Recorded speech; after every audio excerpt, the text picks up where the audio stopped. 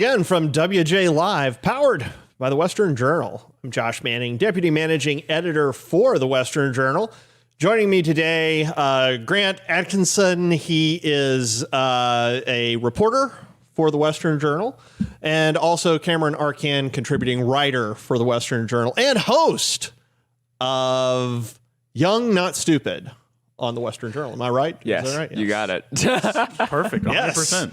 Hello to you. Welcome to Friday, and happy Kyle Rittenhouse is not guilty day. And that's what we're going to be talking about today. We're going to spend a segment talking about that, and then we also want to talk with you about a new film coming out about January 6th and what really happened on that day. But first off, let's jump right into Kyle Rittenhouse. In case you've been living under a rock, the jury did render its verdict today. He was found not guilty on all 5 counts. The 6th count was already dismissed. And Cameron, I want to talk with you about this first. You have gone to several riots and been found guilty of several shootings involved at those riots. Give us your insight. Yeah, so right when I was in handcuffs, I did learn about the fact that Kyle Rittenhouse, for anyone who has been living under the rock for the past 2 hours or so, has been found not guilty on all counts, all 5 charges. And a lot of people are now putting out their whole statements. I call it like the statement mill because everyone has something to say, even if it has nothing to do with them whatsoever. So that's kind of what we're seeing right now is left-wing, right-wing groups putting out their 2 cents on the issue. Now there is some concerns about once sun goes down, are there going to be riots? What's going to happen later tonight and for the next few days? It'll be interesting to see what happens there. Hopefully everything does stay peaceful.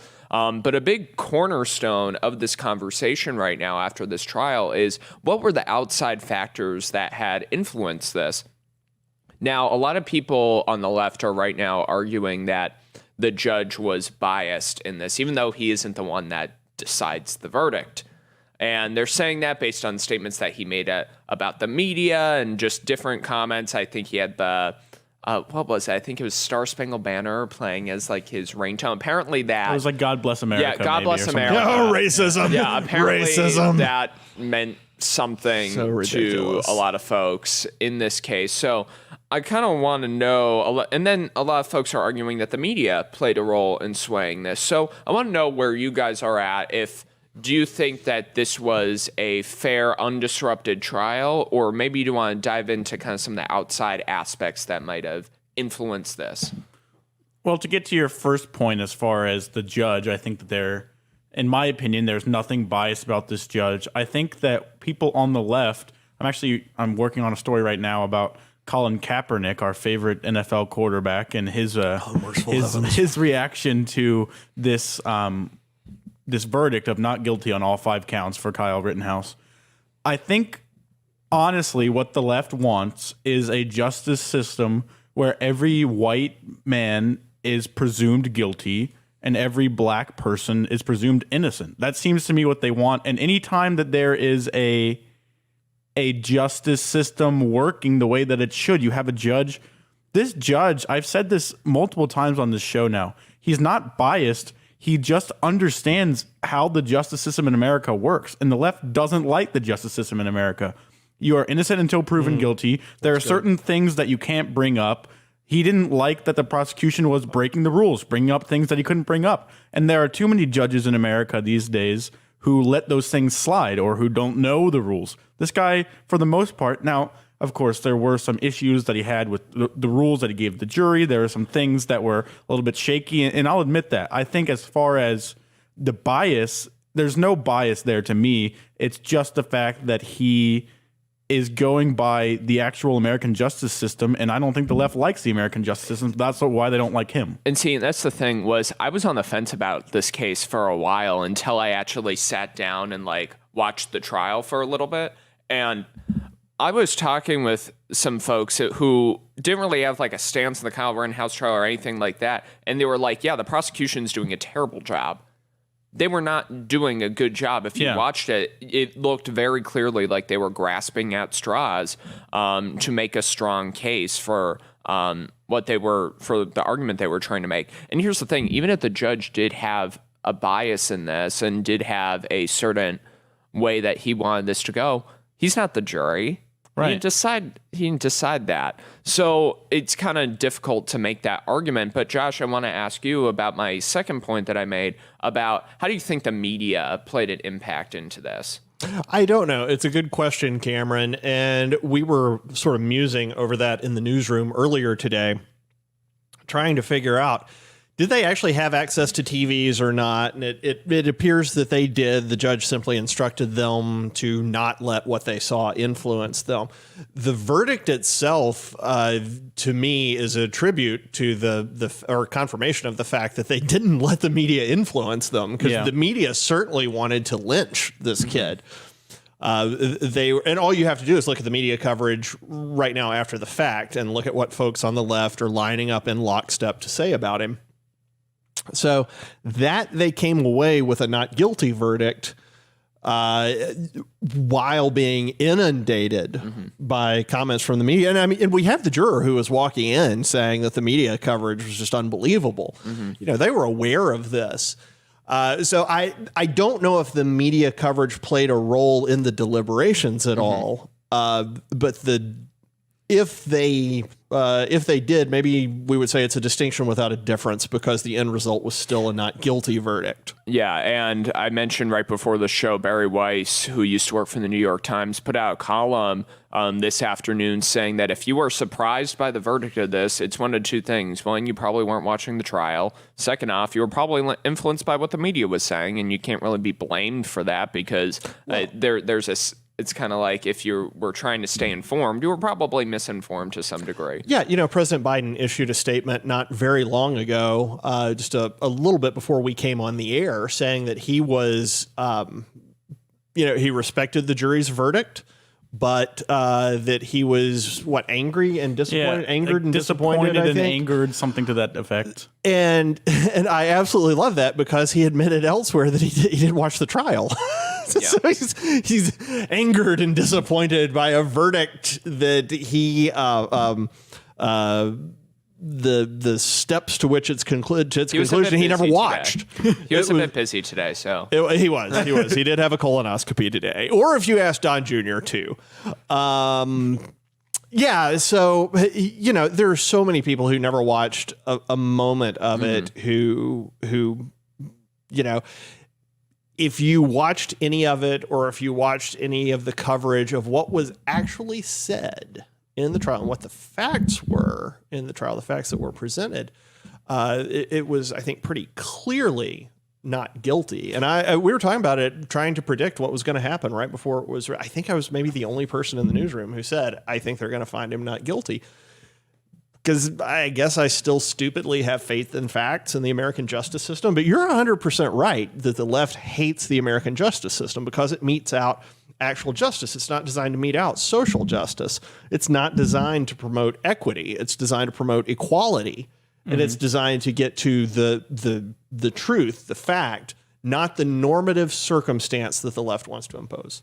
Yeah, and I think this is going to be interesting to kind of see what the reaction is right now, because that's what kind of everyone's kind of waiting, trying to figure out, like, okay, what's next with this? Because I feel like to some extent, there is a feeling of kind of completion, like this is over, but kind of looming in the background is... Oh, no. Absolutely not. Just before... I don't think you were in the newsroom, maybe when we were talking about this. Just before the show, just before we went on the air, Jerry Nadler tweeted talking about involving the Justice Department. So this is not over. I think they're setting the stage for a federal intervention here. Maybe it won't happen. I do think that's what they want to do.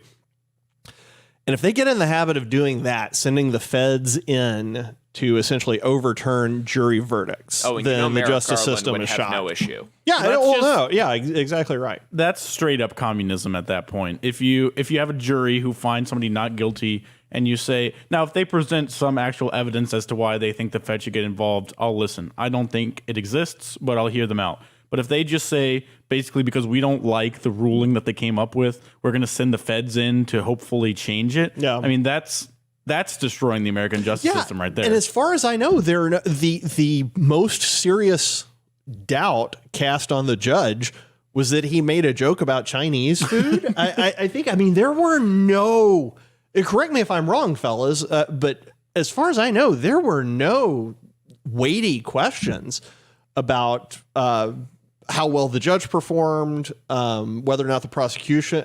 The only question was the footage, and that was whether or not the prosecution withheld high definition footage from the defense. So that cuts in the direction of the verdict. All the stuff about the judge was just anecdotal things, like you said, like, oh, he has this as his ringtone. Oh, he made a joke about Asian food being stuck in the harbor. Oh, he, got mad at somebody for questioning the right to remain silent after you're arrested. Like, of course he got mad at Binger when he made that, because that's a ridiculous accusation to make. So these are all just things that they're cherry picking to try to make it look like it was an issue. And remember, well, say your last thing, and then we'll wrap this topic. But I want it's just kind of an interesting phenomenon when you have the trial on like cameras every single chance. It's like the kind of things that we talk about, the little things that we pick up on. This isn't when it's such a highly publicized case. There are so many things that we don't even think about in courtrooms across America where judges are just like being normal people. Yeah. But all of a sudden we're bringing the cameras into this, and now this guy's getting scrutinized for something that probably happens in courtrooms across America. These are human beings that we're talking about here. So yeah, that's good. The last thing I want to say about any of this, and the thing I want you folks to walk away from this remembering, is that what was the prosecutor's name? James Krause, something like that. One guy, of them, not Binger, but the other guy, the fella that Tucker Carlson described as Tubby. Yeah, Krause. It's Krause, isn't it? James Krause. Remember, when you tell your kids about this, when you tell your grandkids about this, remember James Krause argued that an underage boy fleeing from a pedophile, a 5-time convicted child rapist. James Krause argued and prosecuted the kid who defended himself from the rapist. Remember that. James Krause, you will always be the guy who helped put a kid on trial for defending himself from a child rapist. And I hope that follows you the rest of your career. All right. Good topic, Cameron. Cameron, actually, we're going to do something a little bit different today. I know you are actually working on some interviews right now, so we're going to let you duck out for the rest of the show. Either that or go participate in more riots. It's up to you. What you do on your time is your business. All right, but thank you for being here. All right, so shifting gears a little bit, we want to talk with you about a film that is opening Thanksgiving Day. The film is called Capital Punishment. Nick Searcy is a well-known Hollywood star. He's been in films with Tom Hanks.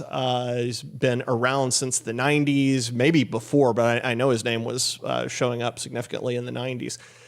Nick is a very well-known, outspoken conservative in Hollywood. He's one of the Hollywood conservatives who just doesn't give a darn anymore.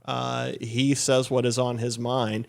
He was at the Capitol on January 6th. He saw what really happened, and he decided he wanted to put a film together, setting the narrative straight, setting the story straight. Now, they screened that film recently in L.A. Grant was fortunate enough to be there for it. And so, Grant, I'd like you just to visit with the audience a couple minutes about your take on the film. But then we have got a number of clips. This is never before seen footage from January 6th. Again, never before seen footage. We're going to show you here. And these are just little tidbits of what you're going to get in the film. So Grant, quickly just kind of tell us about the experience, what you came away with from them. We're going to run some clips. Yeah, I think the main thing that I came away with, and I think this is what, in talking to Nick Searcy, which I got the chance to do, which was really great, it's what they kind of began to make the film around. And that is just the mistreatment that these people are facing, the people that were there. There are various people in the documentary, none of whom participated in violent acts. Some of them were there. Some of them entered the Capitol. Some of them didn't enter the Capitol. And most of them have now been visited by the FBI. They've come to their homes. One man had his daughter handcuffed inside his home. The FBI broke in the back door because he didn't open the front door fast enough. I mean, it's crazy. Yeah, one man was imprisoned without a clock for 9 days. And he had no idea how much time had gone by. Yeah, solitary for 9 days. All for just being at the Capitol and not none of them are facing charges for violent crimes. Some of them have various charges, having to do with illegal entry or whatever it may be. None of them are facing violent charges, but they're being treated as if they're some sort of domestic terrorists, and that's what they're being made to believe, is that they are domestic terrorists. The film talks about that a lot too, about how this is a coordinated sort of effort to tell people, if you question the government, you're going to feel the wrath of that government. And that's something to me that's super scary, just for our future in this country. So we've got some little micro trailers for this we want to show you. And Grant and I have watched the film a number of times. We want to share with you about these. So Russ, take it away. Let's roll the first one. Show the folks watching what they're going to be seeing when they check out Capitol. We saw a set of open doors. My partner Tony, he looked at me, I looked at him. He said, "What do you think about that?" And I said, "I don't like it." He said, "No, that's like a spider web. It feels like a trap." It's a spider web. It feels like a trap. What they were talking about there was an open door at the Capitol building on the day. Now, remember, the footage you see, the footage that the media runs, shows a barricade set up and security people keeping out alleged violent Trump supporters. These are guys who are on the ground who said, look, this actually felt like a trap. They've got all of this stuff going on over here, all of this chaos, and then we see an open door that's just waiting like a spider web, like a trap. And Grant, as I was watching it, I got the sense that essentially both things were going on. There was some violence over here. As you go on and watch the movie, you begin to question whether the violence was from Trump supporters or whether it was from Antifa embedded in the crowd. And we've got some good stuff on that too. But it struck me as very odd that there was all of this police presence in one area and then this other area was completely unguarded with an actual open door. I mean, did that strike you as strange? Actually, I wrote a movie review for the movie, and I talked about that in the review of this. It feels like it's a purposeful sort of setting up of, over here you have all this violence, you have all these police presence, you have people trying to break in, which did happen in the film. I don't think it shies away from that. It admits, yes, there were people who were violent that day, who broke in, who did things they shouldn't have done, but there were other people, and arguably the vast majority of people, who didn't do anything violent, who saw an open door, maybe they walked through it, maybe they didn't, and who... Some people even talked to the Capitol police officers and said, are we going to get in trouble for doing this? Yeah. And they said the Capitol police officers didn't say anything. No, about they welcomed them in. They said it was okay. High-fived them, fist bumped them. I think that's a purposeful sort of contradiction that it sets up in the film, is there is violence in this area, then in the same other area there's not violence, and yet all these people are being treated the same as domestic terrorists. Yeah. So one of the things that the film hits really hard is it follows up with several people who were arrested either on the day or after the FBI came to their homes and came after them. We're going to take the next clip, and it's a little bit of a reenactment of what one woman recalls when they visited her house. This is to get into people's psychology, like, well, I'm just not going to get involved. I'd better shut up. And you talk to a lot of these FBI agents and generals, and I've talked to even 4-star generals. They've never read the United States Constitution, and they don't know what it means. Yet they've sworn time and again to defend it and uphold it against all enemies, foreign and domestic, and now they're being told, there's the domestic enemy. Go after it. Unattractive woman. See, that's what I get when I tell the folks in the booth that, the order of the clips doesn't matter. And then I try to predict what clip we're going to run. That is completely my fault.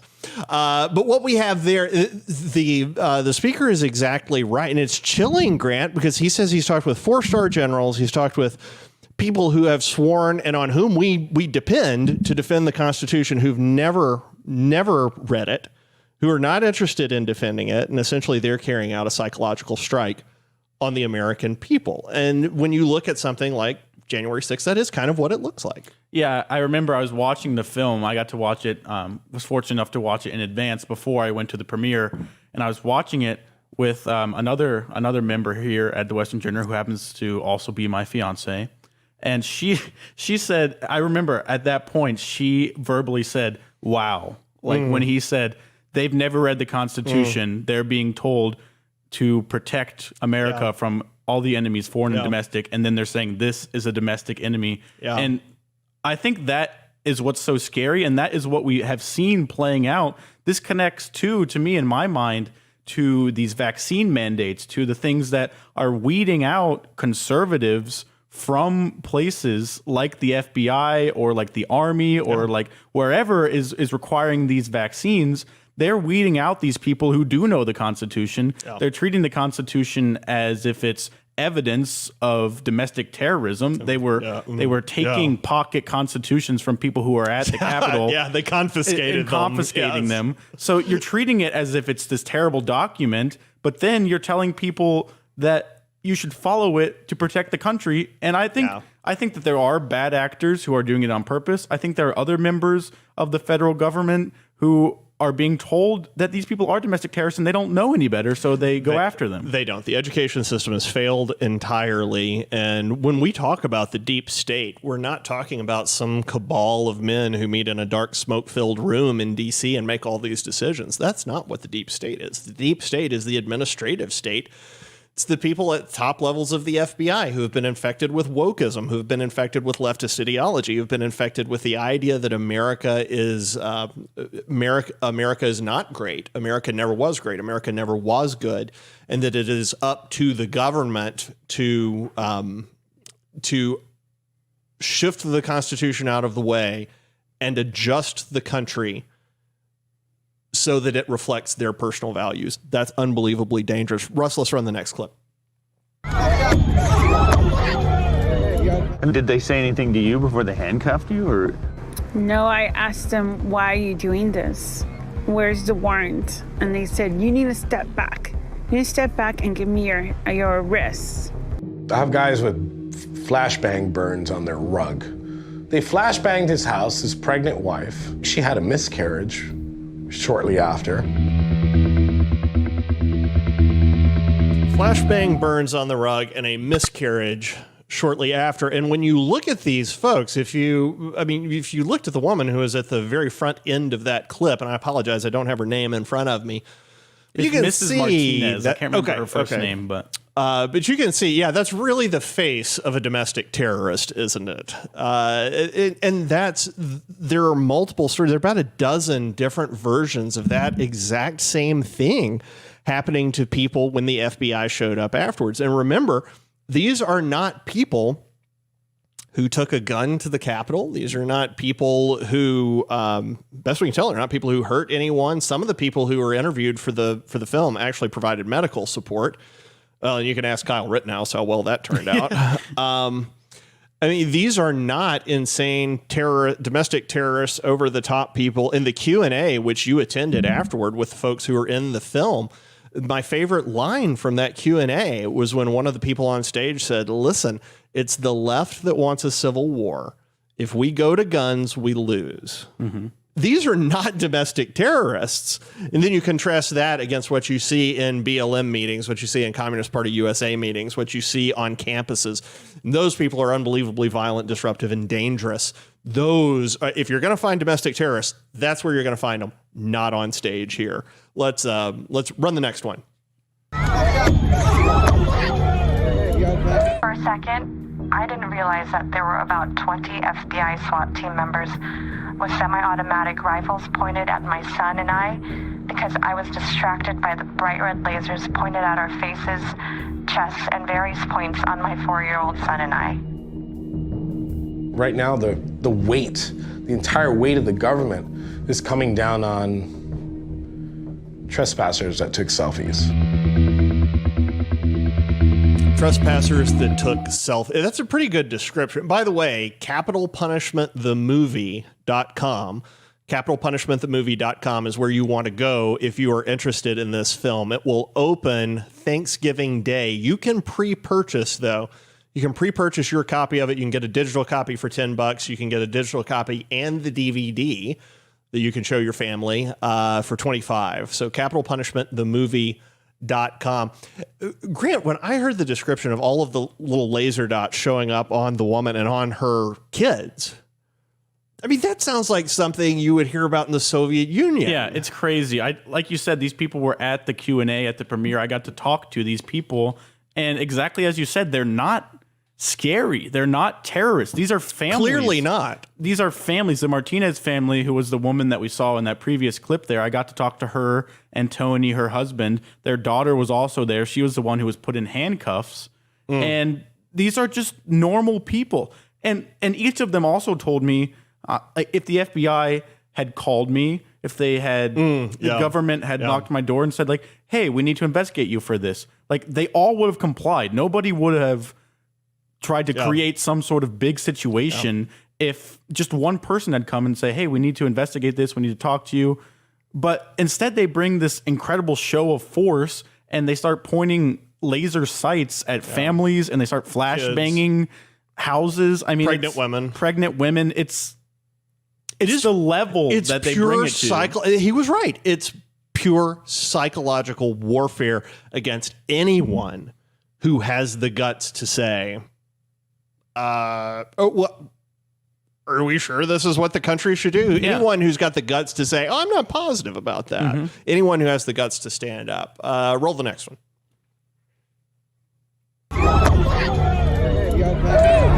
And I froze, and I completely froze.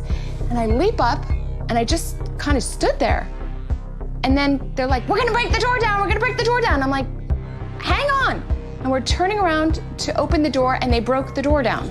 And so then what? They just sort of, this is when they started saying, hands up, put your hands on the wall, hands on the wall. Turn around, turn around, turn around. Really scary, really scary. You were right there, and you turned around. Basically right where Sarah is.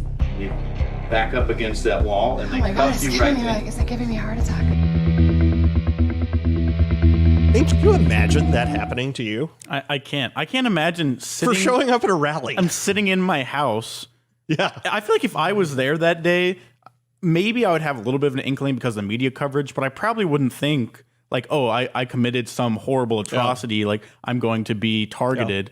I feel like I would be incredibly unsuspecting, and then all of a sudden the FBI shows up. From what I understand in talking to these people, none of them had any idea that the FBI was going to show up to their house. It's not like they were sitting there and they're like, well, I'm kind of nervous, but I know it's happening at some point. It was out of the blue. They had no clue this was happening. They were never contacted. And then all of a sudden it happens. I can't imagine what kind of psychological damage that would do on a person. Well, yeah, exactly. She, a couple seconds later, she mentions having PTSD over this. One of the kids of one of the families mentions still having nightmares about the FBI showing up. One of the families, the FBI injured their dog. Another of the families, I think the FBI killed the dog. It's again, this is the kind of stuff you imagine happening in the Soviet Union. And look, if these folks had stormed the Capitol with firearms and were trying to take people prisoner and that insanity, absolutely send the FBI after them. Send an entry team in. Get them. These are terrible people. That's not what these people are. This is clearly not what these people are. I think we've got two more clips left. We'll see. Run the next one, Russ. This may be the last one. I'm not positive. No, it's not. They put me in a cell by myself. Total solitary confinement in a cell not much bigger than a walk-in closet. I don't know how many times I heard the chants, F Trump, F Trump, F Trump. And these are by guards that work there. See, in that clip is just a few seconds later, he says that I think it was the vice warden, who's female, came to his cell one day. And he asked about the deplorable conditions he was in. And in fact, if you watch, you'll learn about the deplorable conditions he was in. He said his bed was literally moving because there were so many bugs. He said the walls were rippling. But he said the assistant warden came in and he was complaining about it. And she said, look, those guards, their only responsibility is to keep your chest moving up and down. Now, this is in the United States of America. It's in the United States of America. Again, if these were violent extremists trying to literally take over the government, that's one thing. The best we can tell, these are family men and women who went to a rally at the Capitol. Probably did the ones who went in the Capitol, it's foolish to do that. They set themselves up. But on the other side of it, it is the people's house, isn't it? Yeah. Well, the other thing that he doesn't mention in that clip, and I don't want to give too much away, but he talks about the fact that none of these people were ever given a trial. None of them were given never saw a judge. Yeah, no judges, no contact with possible defense attorneys. Some of them weren't given a phone call. They were taken directly to jail. And so even if this person, any of these people did enter the Capitol, even if you have suspected crimes against them, you at least have to give them a chance. Like, they just took them straight to jail, threw them away in there, started treating them in these deplorable ways, and never gave them the right to defend themselves or hire a lawyer or anything like that. Yeah, they threw them away. That's right. Russ, I think this is our last one. Go ahead and roll it.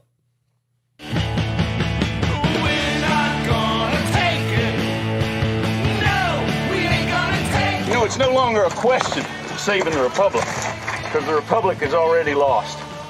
Our founding fathers risked everything to establish this country. What are you willing to risk? I risk hauling my 62-year-old ass up on this horse. Let's go, people. What are they going to do? Kill us all? Yeah! So, if you want an idea of what the film is like, it is a combination of the clips we showed you and that last closing clip there with Nick Searcy.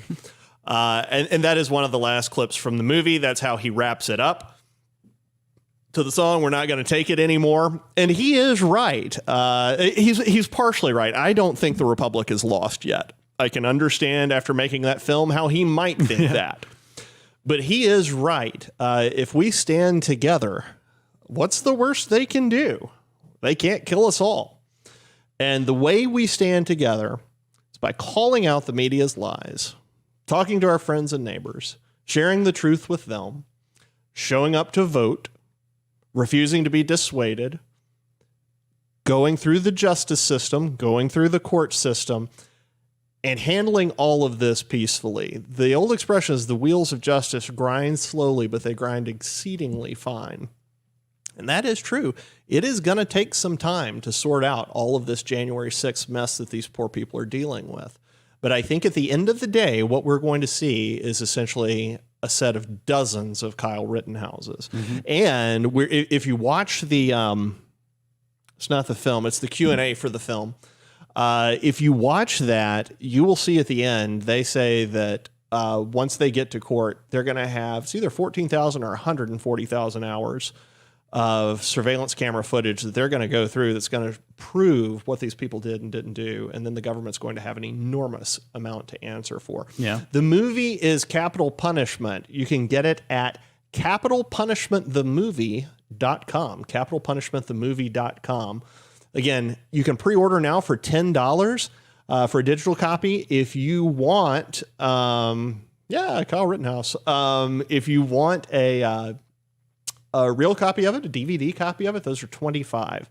capitalpunishmentthemovie.com. It opens on Thanksgiving, but you can buy now and have your copy reserved for Thanksgiving Day. The movie is just a hair over 100 minutes. It actually would be fantastic to watch with family after your Thanksgiving meal. It would be great if you're trying to share the truth with your family. Yes, right there. The true story of January 6th, Capital Punishment. Reserve your copy at capitalpunishmentthemovie.com. All right, that is it for us on WJ Live today. We have got, I know we'll be here Monday. Are we going to be here Wednesday? I don't know if we're doing an episode Wednesday. I don't know what the schedule is. Okay, but I don't know if we're doing Thanksgiving an week episode is coming. Wednesday I know not. that. But it's possible I won't see you guys until after Thanksgiving. So we are so thankful for you. I just want to tell you that. Thank you for your support.